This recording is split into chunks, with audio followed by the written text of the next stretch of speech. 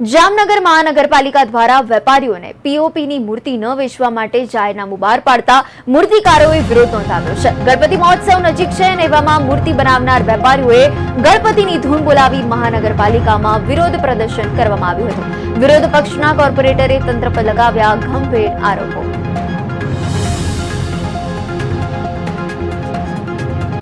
પણ અત્યારે ગરીબ માણસોએ આવતીકાલે ગણેશ ચતુર્થી છે, મૂર્તિ વેચવાનો સમય આવ્યો છે અને આ લોકોને પૈસા ખાવા માટે થઈ અને એમ કહી દીધું કે 4 વાગ્યા સુધીમાં તમે મૂર્તિ ઉપાડી લ્યો।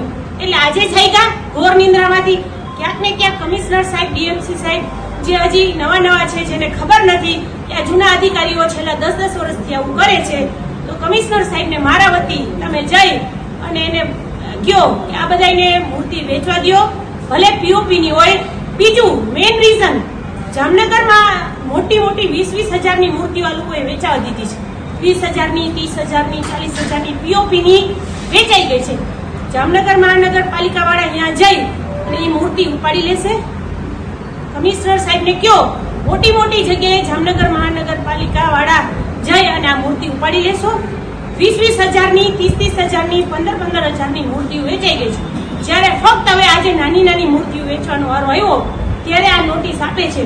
તો ક્યાંક ને ક્યાંક કમિશનર સાહેબને અને ડીએમસી સાહેબને અંધારામાં રાખવામાં આવે છે અને આના ફક્ત ને ફક્ત જવાબદાર લગત અધિકારી વરણવા સાહેબ અને દીક્ષિત સાહેબ છે। તો એના ઉપર કાર્યવાહી થાય એ મારી કમિશનર સાહેબને મૌખિક